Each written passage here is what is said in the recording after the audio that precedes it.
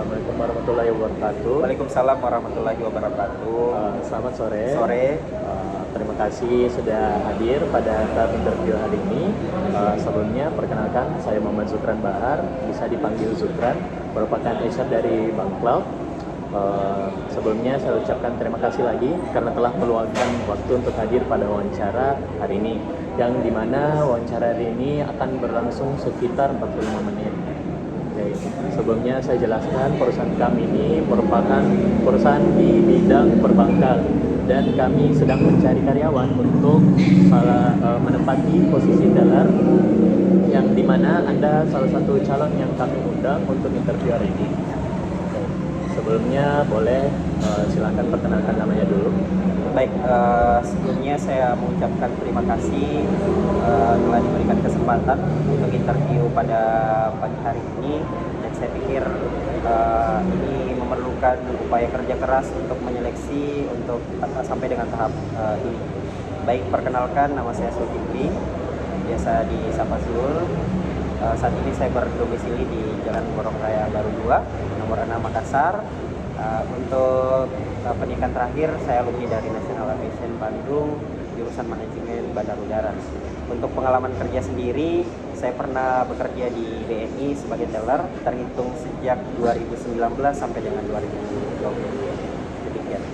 Oke, berarti bisa saya panggil Kak Zul? Boleh. Oke.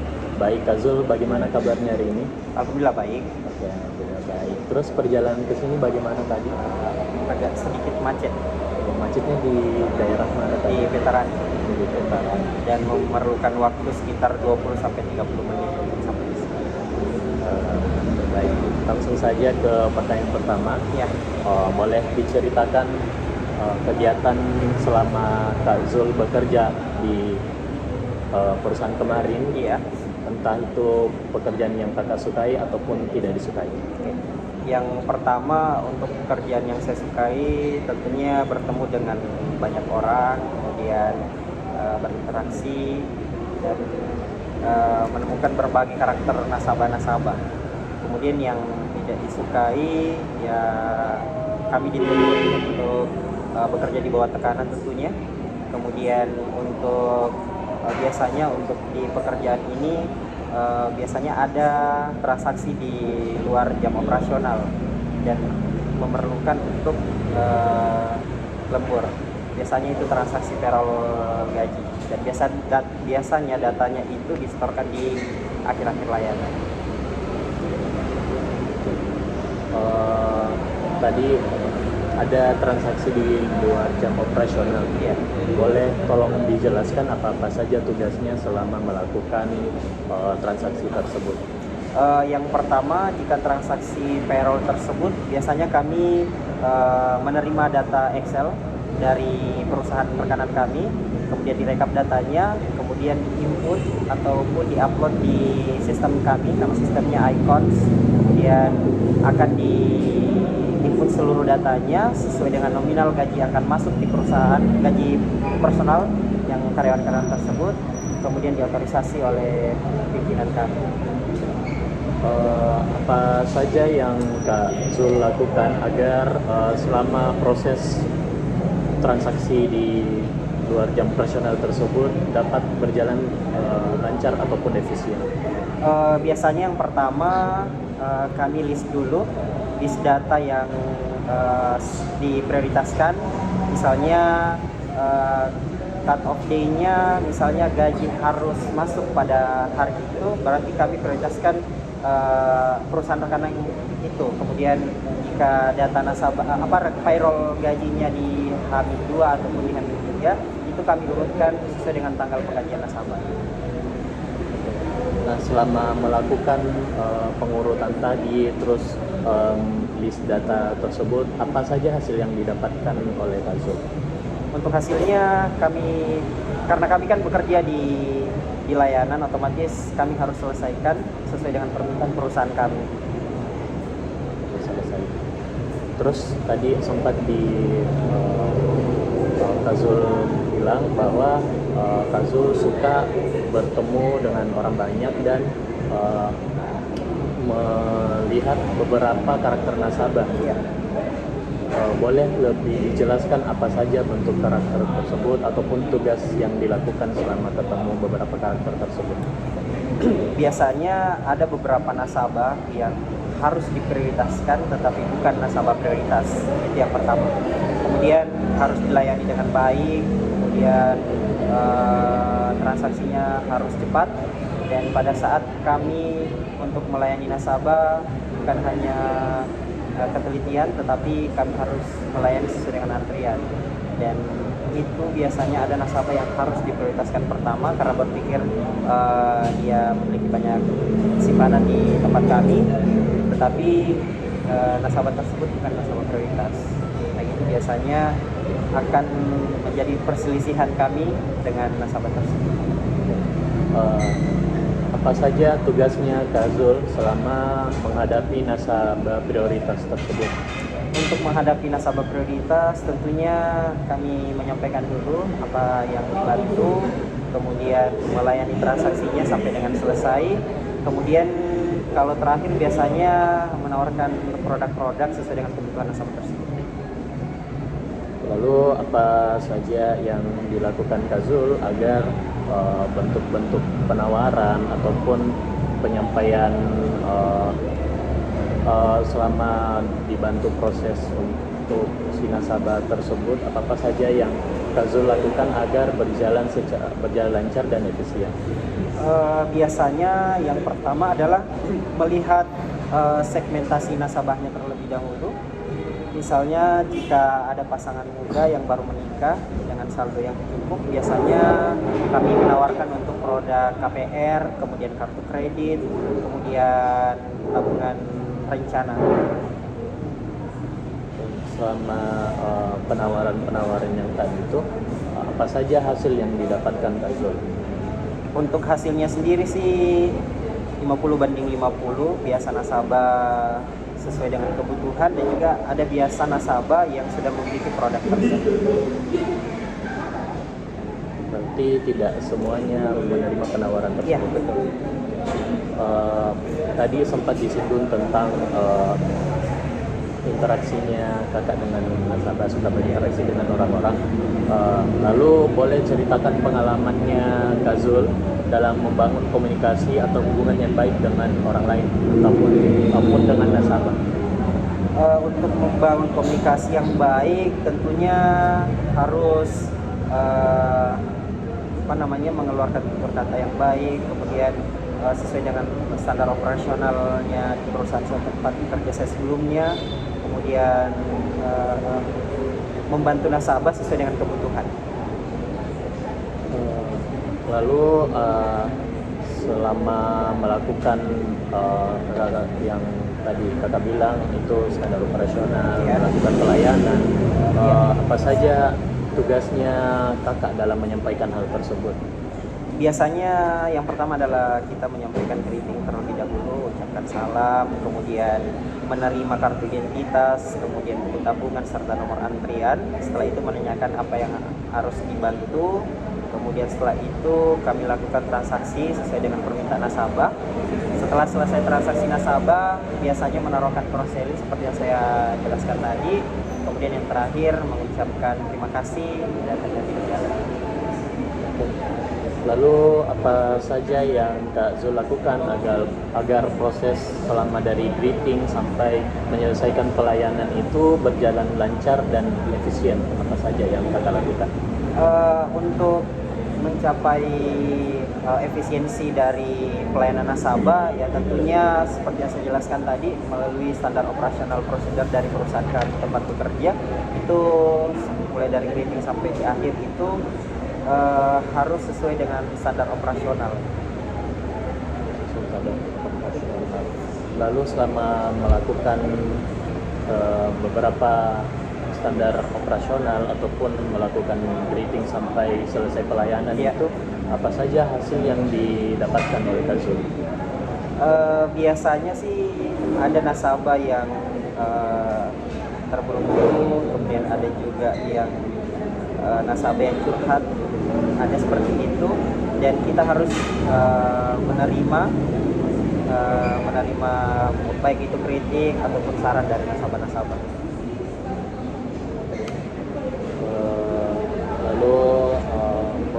diceritakan Ya.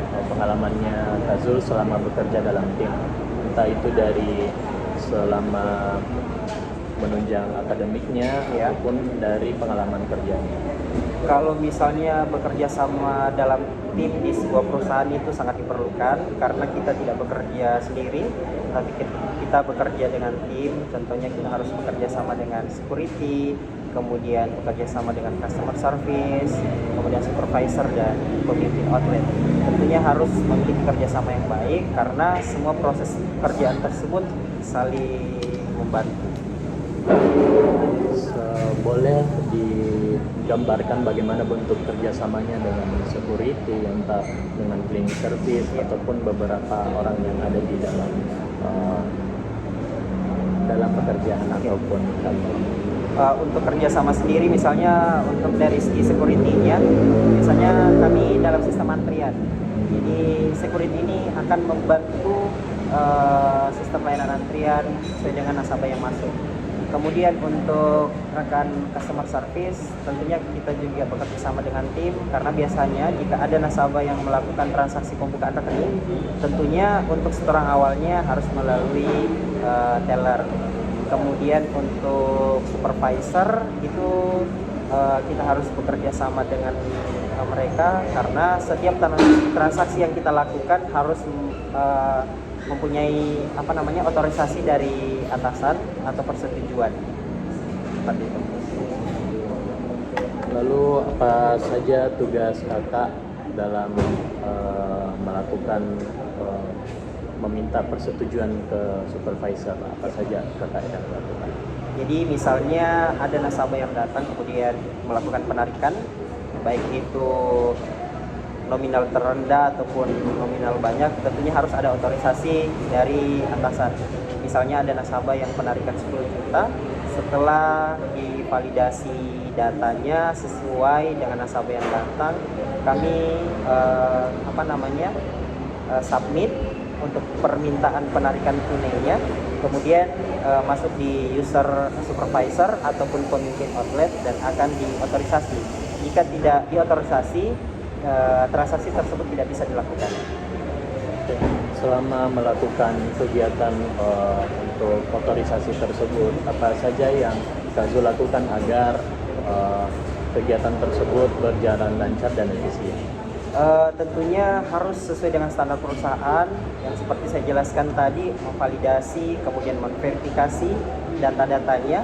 Jika sudah sesuai dengan standarnya, kami lakukan penuntutan dan setelah dicek oleh supervisor atau pemimpin outlet, jika sesuai itu akan diotorisasi. Pernah ada pengalaman yang tidak sesuai standar tersebut? Pernah. Untuk itu biasanya ada nasabah pensiun yang sudah tua tetapi ingin melakukan penarikan, dan biasanya yang datang adalah keluarganya, misalnya anaknya atau pasangannya tidak melampirkan surat kuasa penarikan. Dan tentunya itu akan ditolak otomatis oleh atasan kami. Lalu bagaimana Kak Zul menghandle keadaan tersebut?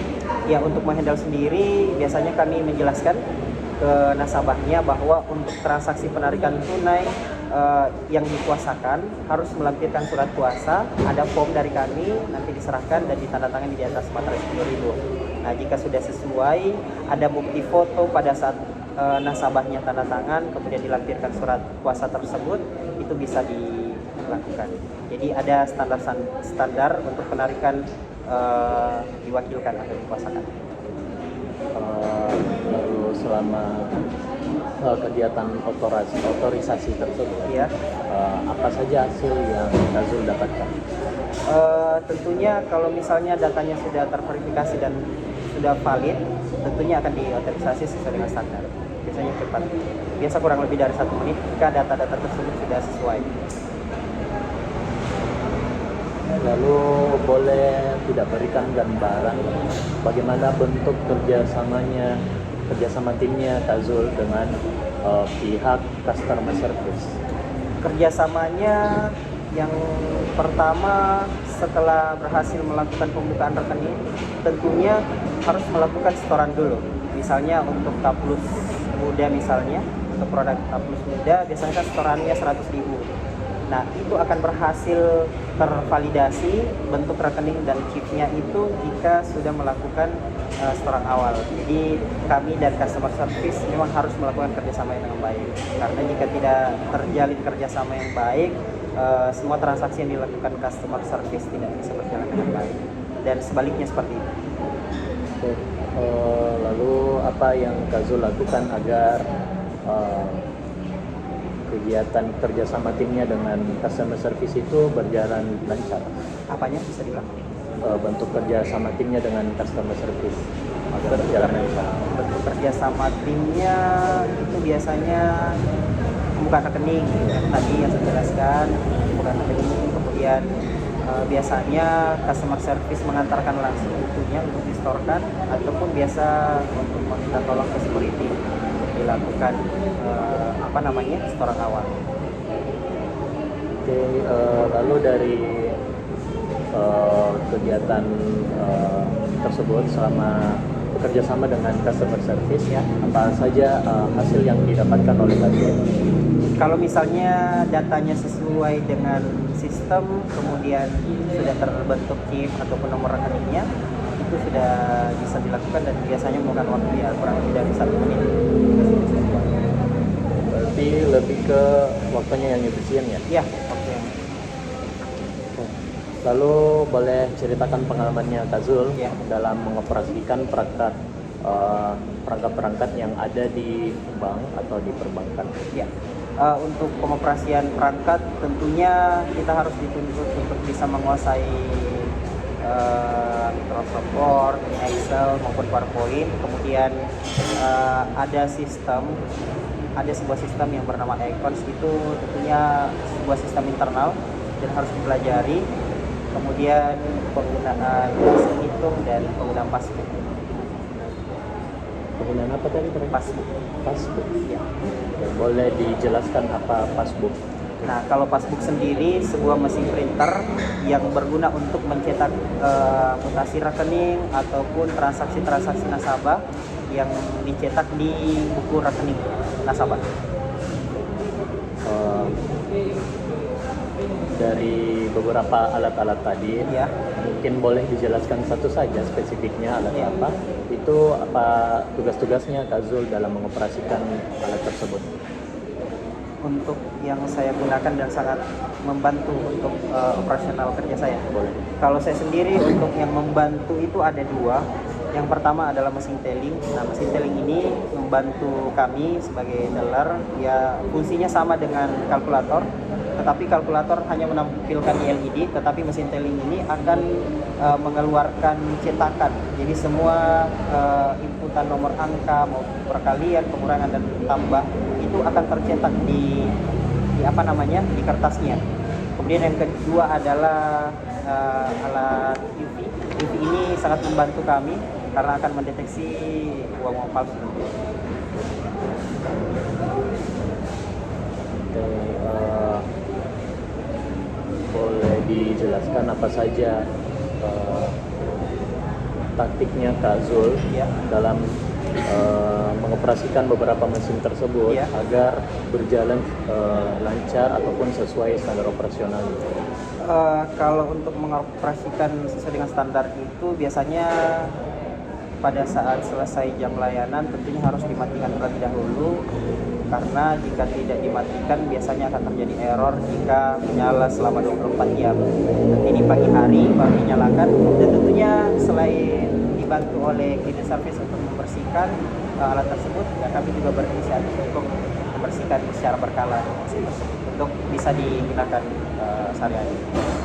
Apa saja hasil yang Kak Zul dapatkan selama melakukan pembersihan alat-alat tersebut ataupun dibantu dengan tadi cleaning service-nya, apa saja yang Tentunya yang pertama adalah kenyamanan kerja. Tentunya jika alat tersebut bersih, tentu kita merasa nyaman untuk bekerja. Kemudian alat tersebut bisa beroperasi dengan baik. Lalu boleh diceritakan pengalamannya ketika Kak Zul dihadapkan dengan situasi yang harus melakukan kegiatan menganalisis, entah itu analisis data atau Ya. apa. Untuk menganalisis data sendiri itu seperti tadi yang saya jelaskan, masalah untuk penarikan yang dikuasakan. Tentunya jika kita sebagai teller tidak menganalisa dengan baik, tentunya kita akan kecolongan dengan hal tersebut. Jadi kita harus harus menganalisa dengan baik apakah datanya sudah sesuai dengan standar operasional kami. Dalam proses selama menganalisis itu apa saja perangkat yang digunakan oleh Kak Zul? Untuk perangkat sendiri ya tentu menggunakan PC komputer, yang dari komputer tersebut ada sistem yang namanya Icons. Nah, Icons ini adalah sistem internal dari BNI. Semua data-data nasabah, semua transaksi yang dilakukan itu dalam satu sistem. Jadi kita cuma memerlukan KTP dan nomor rekening nasabah, data tersebut akan muncul. Dan itu salah satu perangkat yang sangat membantu untuk memverifikasi dan memvalidasi data nasabah. Selama menjalankan aplikasi tersebut, Icons, Ya. boleh digambarkan apa saja tugasnya Kakak dalam menganalisis data melalui aplikasi tersebut? Tugasnya tentunya yang pertama adalah melihat data nasabah secara detail, kemudian salah satunya melihat saldo nasabah, kemudian pekerjaan, semua data-datanya itu akan tersinkron dengan chip nasabah dan rekeningnya. Jadi cuma memasukkan nomor rekening ataupun nomor KTP nasabah itu sudah bisa melihat data-datanya. Dan ini Icons ini sangat membantu operasional kami di teller. Oke. Lalu apa saja yang Kak Zul lakukan agar kegiatan analisis tersebut berjalan dengan lancar? Kegiatan yang dilakukan, yang pertama pastikan jaringan internet baik, ya, karena kami menggunakan jaringan internet. Jadi jika jaringan internet tersebut tidak baik ataupun bermasalah, tentunya akan menghambat pekerjaan kami. Jadi untuk itu biasanya pagi kami login di aplikasi tersebut. Jika tidak ada kendala berarti sistem tersebut berjalan dengan baik. Oke. Dari selama melakukan tadi Ya. kewaspadaan mengenai jaringan, Iya. setelah melakukan hal tersebut apa saja hasil yang didapatkan oleh Kak Zul? Untuk hasilnya sebenarnya ada dua. Yang pertama, jaringan tidak bagus, itu kendalanya biasanya ada maintenance dan biasanya disampaikan H-1 kegiatan tersebut. Nah, untuk solusinya biasanya kami membatasi antrian untuk untuk tidak terjadi penumpukan antrian ke nasabah jika terjadi maintenance di kantor pusat. Dan kemudian jika jaringannya bagus, ya kami menerima nasabah sesuai dengan antrian.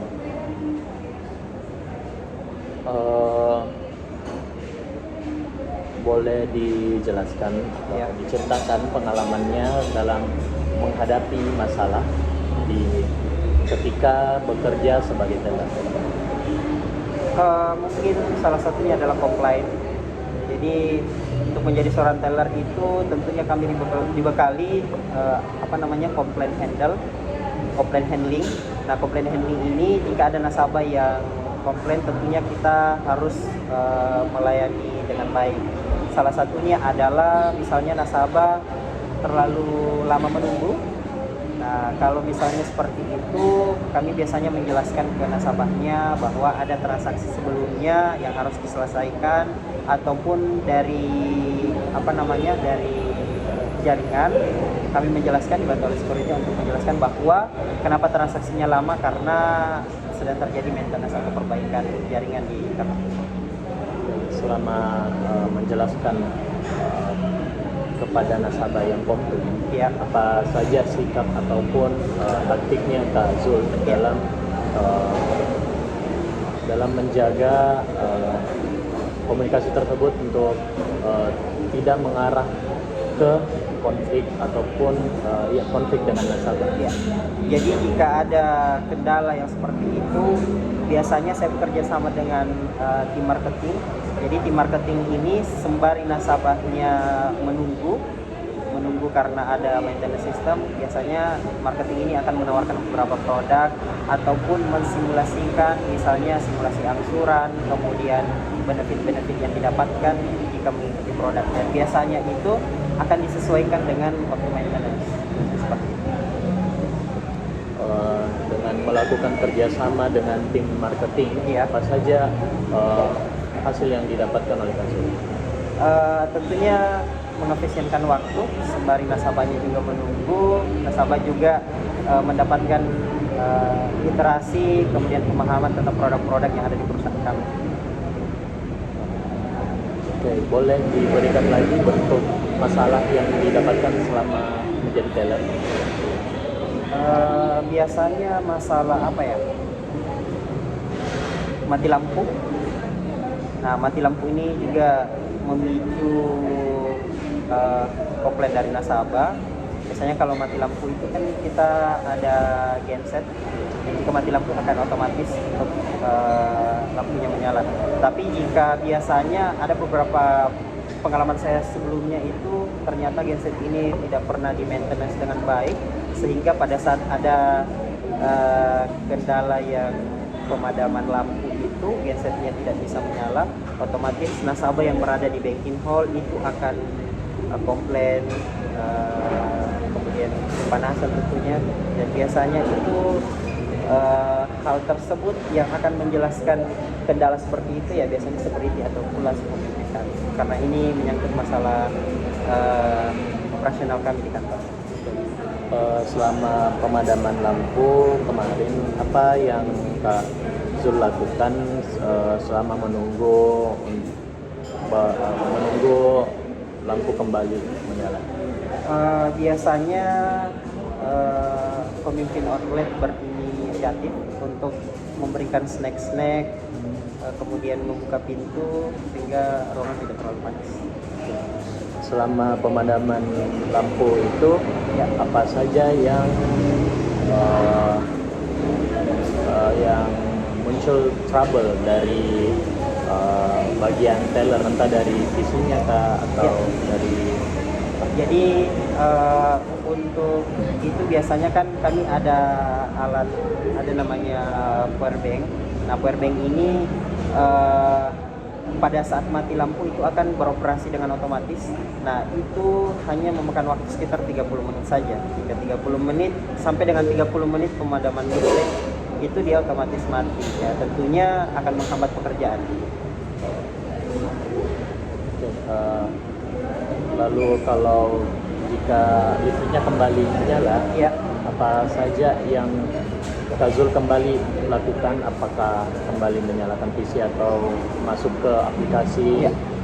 Ya, jadi kalau misalnya terjadi pemadaman listrik itu kan otomatis ada waktu rentang 30 menit PC tersebut mati. Biasanya saya sebelum masuk waktu 30 menit itu saya melakukan save semua data, baik itu di icons, kemudian di Microsoft Word misalnya, saya langsung melakukan save data yang saya kerjakan di hari itu. Jadi pada saat lewat dari 30 menit, otomatis data yang saya kerjakan sebelumnya itu sudah tersave.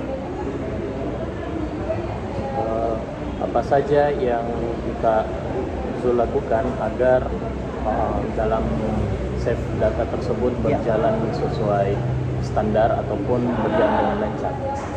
Ya, kurang lebih 15 menit lah sebelum estimasi waktu 30 menit itu saya melakukan save data, sehingga saya tidak terlalu terburu-buru untuk men-save data-data yang sebelumnya saya kerjakan, baik itu di pagi hari maupun di siang hari. Hasil dari melakukan save data lebih dahulu, lebih cepat, itu apa saja yang Kak Zul dapatkan? Ya, tentunya data saya tersimpan dengan baik, kemudian saya bisa melanjutkan pekerjaan jika lampunya sudah nyala atau listriknya sudah nyala.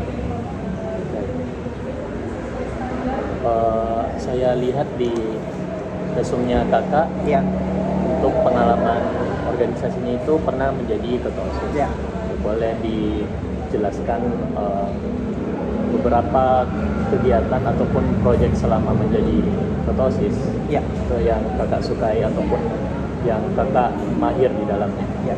Jadi kalau misal di tahun 2000, kalau tidak salah di 2013 atau 2012 saya menjabat sebagai ketua OSIS selama setahun. Tentunya memiliki program-program kerja. Salah satunya adalah kegiatan lingkungan, kemudian sosial masyarakat, kemudian program-program yang diberikan oleh Dewan Pembina OSIS. Apa saja tugas kakak sebagai ketua OSIS dalam melaksanakan kegiatan-kegiatan tersebut, entah itu yang peduli lingkungan Ya. atau beberapa? Ya, untuk program-program tersebut bisa terlaksana dengan baik ya tentunya harus bekerja sama dengan seluruh anggota, kemudian kepala divisi-divisinya, kemudian bekerja sama dengan pembina OSIS dan kepala sekolah. Dari bentuk kerjasama dengan beberapa kepala divisi, Ya. dengan dewan pengurus pembina, Iya. itu apa saja hasil yang didapatkan oleh Kak Zul? Untuk hasilnya sendiri, jika kegiatan tersebut positif dan berguna untuk di lingkungan sekolah, ya tentunya biasanya di ACC oleh pembina atau kepala sekolah. Nah, jika suatu kegiatan yang sebenarnya positif tetapi tidak terlalu perlu untuk dilaksanakan, biasanya ditolak diganti dengan program kerja yang lain. Kembali lagi ke boleh diceritakan pengalamannya Kak Zul selama dihadapkan dengan proyek yang Ya. mengharuskan Kak Zul untuk teliti di dalam. Ya, harus teliti dalam menghitung uang, yang pertama. Yang kedua, mampu memverifikasi uang, tentunya uang palsu. Kemudian mampu memverifikasi data nasabah. Itu sih sebenarnya 3 poin yang perlu dilakukan. Selama Kak Zul lakukan menghitung uang, Ya. terus apa saja tugasnya Kak Zul dalam melakukan kegiatan tersebut? Kalau misalnya untuk menseleksi ataupun memvalidasi uang tersebut asli atau palsu, tentunya dibantu dengan alat yang saya jelaskan tadi, alat UV. Jadi untuk prosedur kerjanya, jika kami menerima uang dari nasabah, kemudian dimasukkan ke alat itu uang.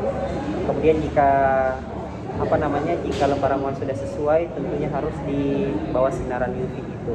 Jika terjadi terjadi keraguan, tentunya harus diambil uang tersebut, kemudian diraba, dilihat, kemudian diterawang.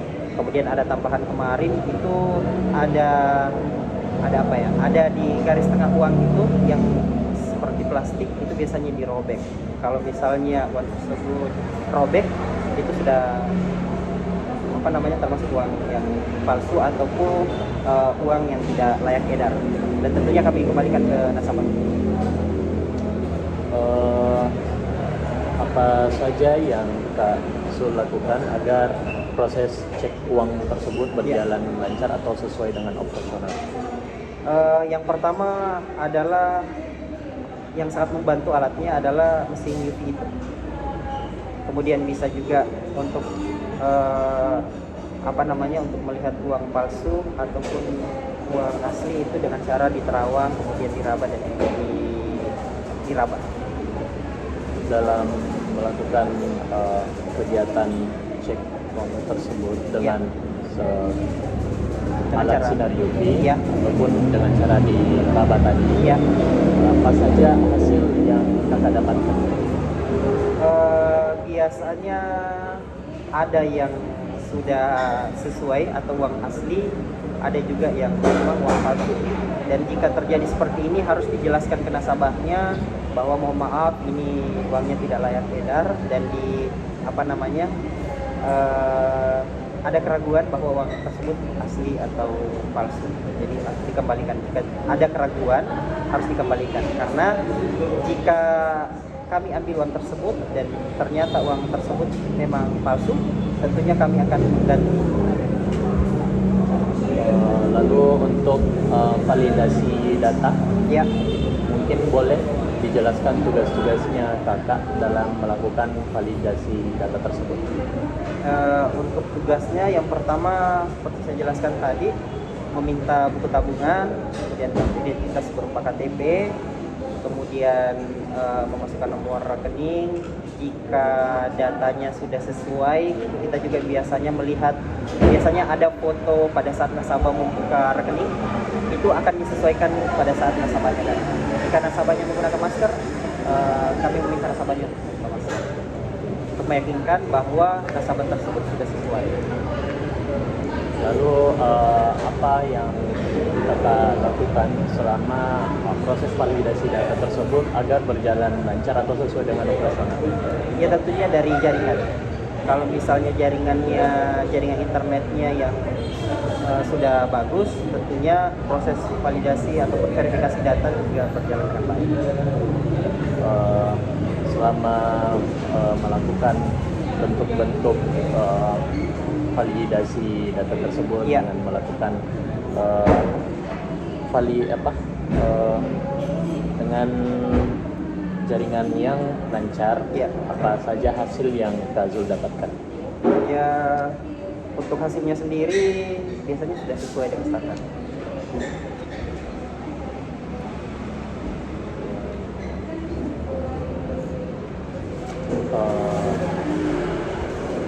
Oke, mungkin itu tadi menjadi pertanyaan terakhir. Ya. Maka sampailah kita pada akhir wawancara. Tapi sebelum menutup wawancara ini, apakah masih ada yang ingin Anda tanyakan terkait wawancara? Untuk pertanyaan sendiri, jika saya diterima di perusahaan ini, untuk proses rekrutmennya ini berapa lama? Baik, kurang lebih nanti di 3 hari ke depan, Ya, kami akan mengirimkan email.